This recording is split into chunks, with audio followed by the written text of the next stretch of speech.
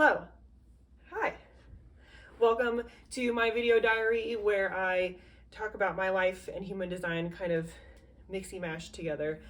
And any topic that I think of, I go, oh, that would make a good diary. And today's topic is environment. And that's kind of a secondary part of your human design. It has to do with your variables, which are the arrows by like the top part of your chart. There are 4 of them, and they determine your environment, how you digest food and information and all kinds of things. Usually this information is paywalled and you can't find it unless you pay for it.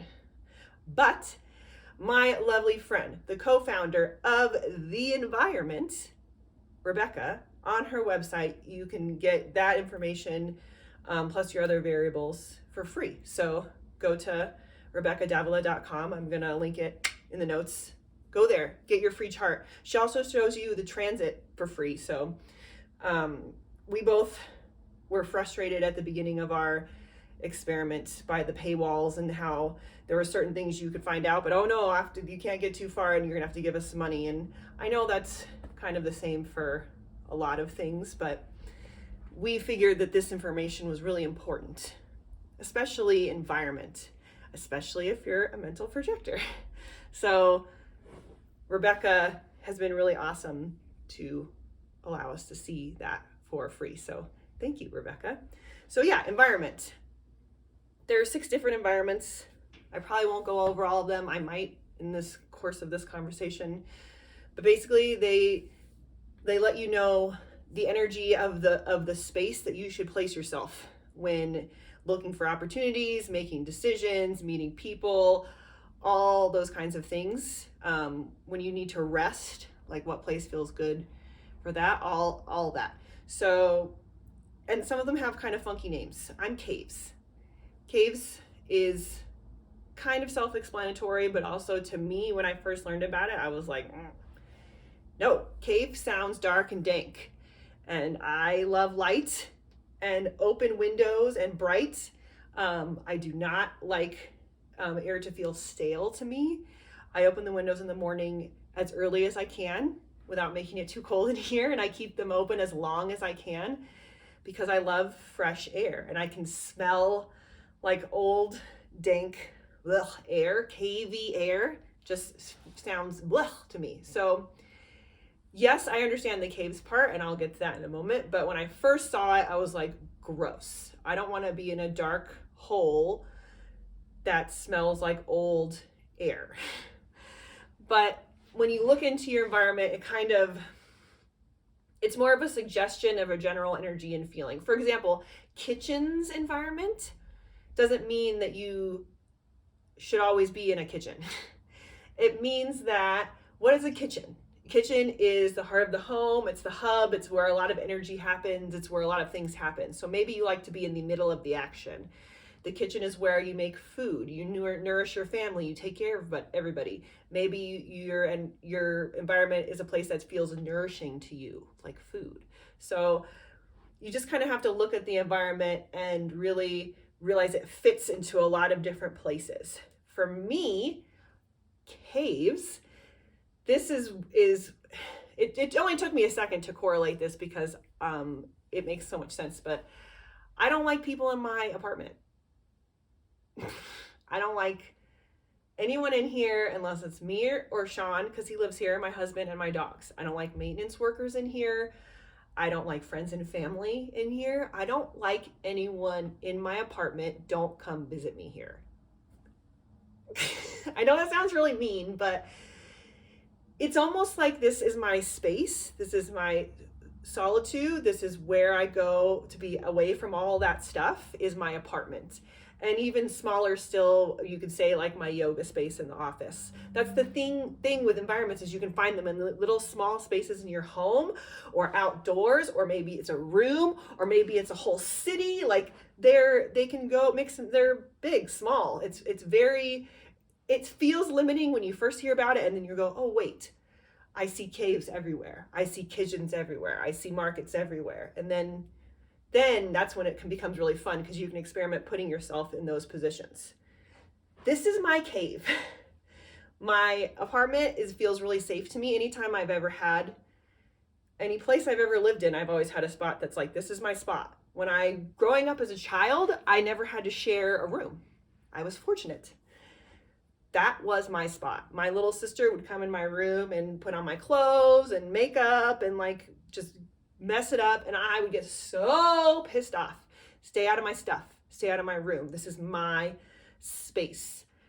I've always had sort of like a personal space bubble as a child and growing up. And I've always been really weird about people coming over to my space. And I thought that was rude. I thought that was wrong. I thought that it meant I was antisocial, or I didn't want friends, or I didn't like people because I didn't want them to come in my space. Even like in my early 20s, I lived with 3 other girls in a duplex in college, and everybody around us was in college. It was a college city. It was a college little street. Like everything was college, and it was just loud all the time, and music, and people were coming in and going and all this kind of stuff. And I remember even, partying with them and having fun. I remember thinking, who's here? Like, who's in my room? I would have to go check and make sure that our bedroom door was closed and nobody was in there. I'm just weird about my space and my stuff. My car is very similar. I don't really like other people in our car. I mean, it's much less intense as the apartment. I get it. Like, cars take us places and people need rides. And so I get that, but it just feels like my own personal space.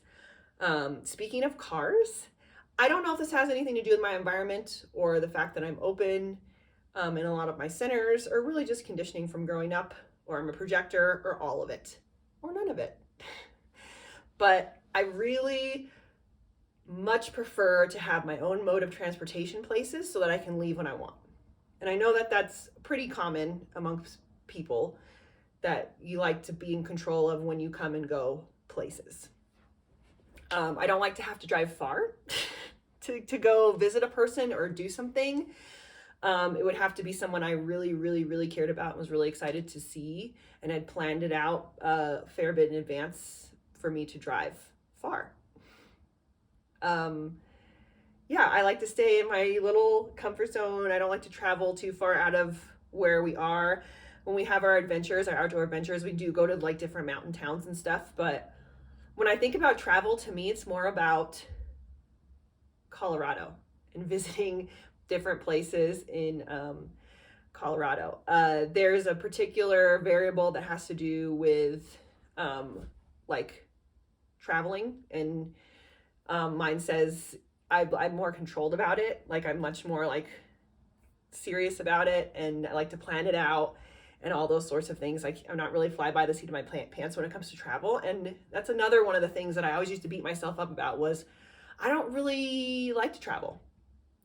I'll do it, and it's fun, and I do get excited for fun new things, but travel isn't something that I think about spending my money on. I don't like planes. They terrify me. I get really nervous, and just it's not a good experience. I have really bad motion sickness, so I also get sick. So it's sick and crazy anxiety, and it's just no fun for me to do that.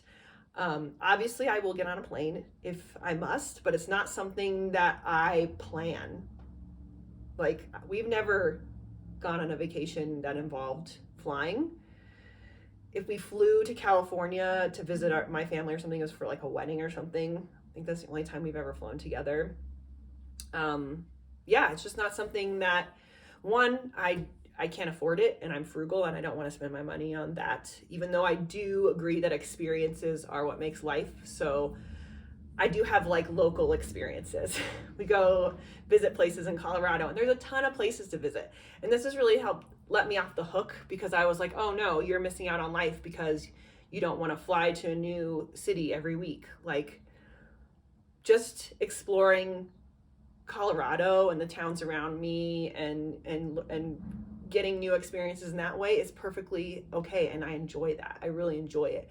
And I don't have to put myself something that gives me a lot of anxiety just to prove that I'm like fun and I'm going to try everything and make sure I get everything I can out of life, because that is how I feel.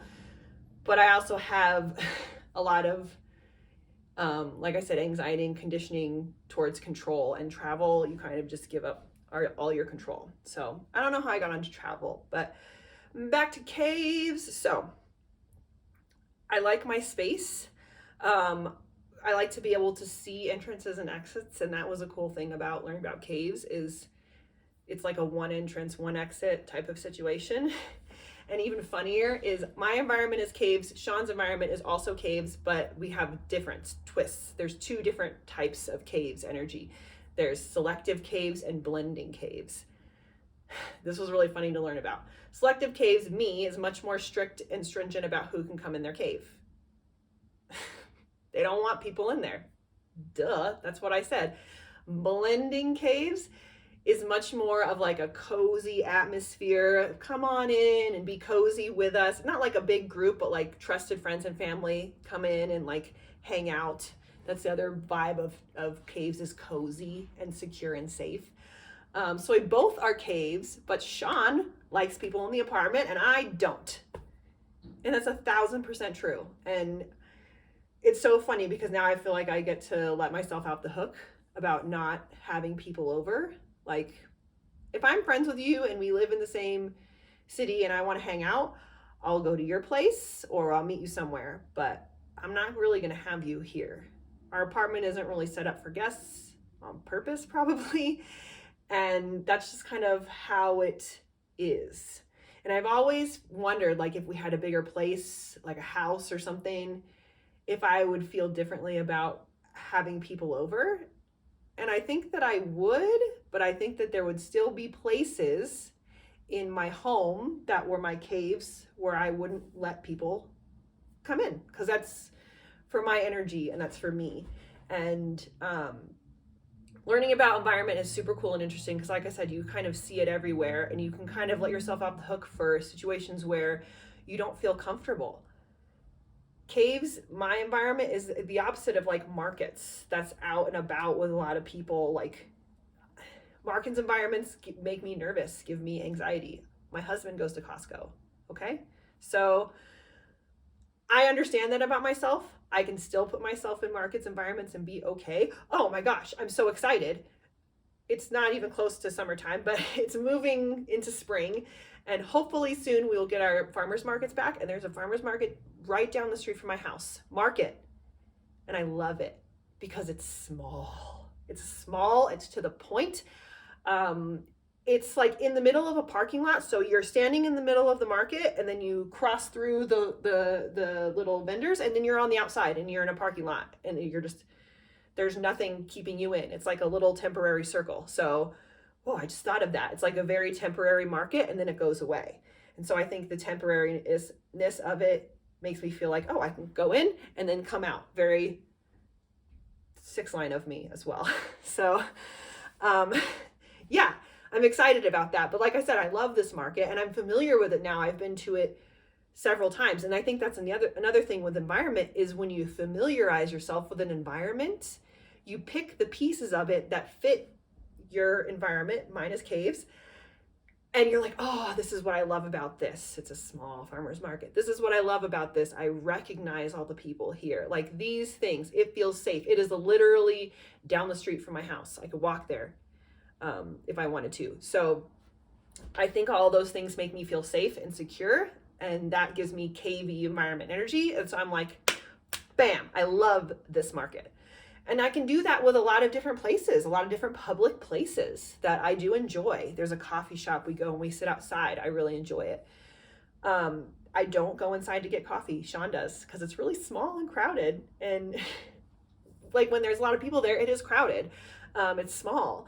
And he does much better in there. And I sit outside with the dog out in the open. Fresh air. Isn't that kind of crazy? that, yeah, it's a very cavey coffee shop, but because there's so many different energies, people going in and out that I'm not familiar with, when I'm in there, I'm like, oh gosh, where do I stand? What do I do? I think they call my name. Like when he's in there, he's chill on his phone, looking around, saying hi to the people that he knows. Like, so it just makes more sense that he goes in and I stay out. And it's so cute because he'll still ask me, do you want to go in and get coffee? And I'll say, no, thank you.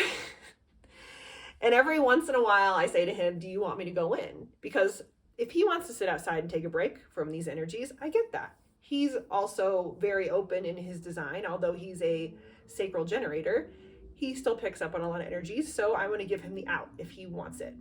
But I don't think he's ever said yes. I think he always goes in.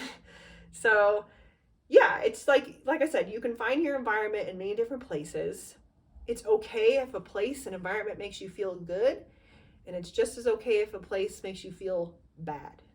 It doesn't matter. Like, experiment with it, but think about your environment specifically. Like, I'll think about caves specifically when I'm going to places, and like I said, I'll find the pieces that remind me of caves.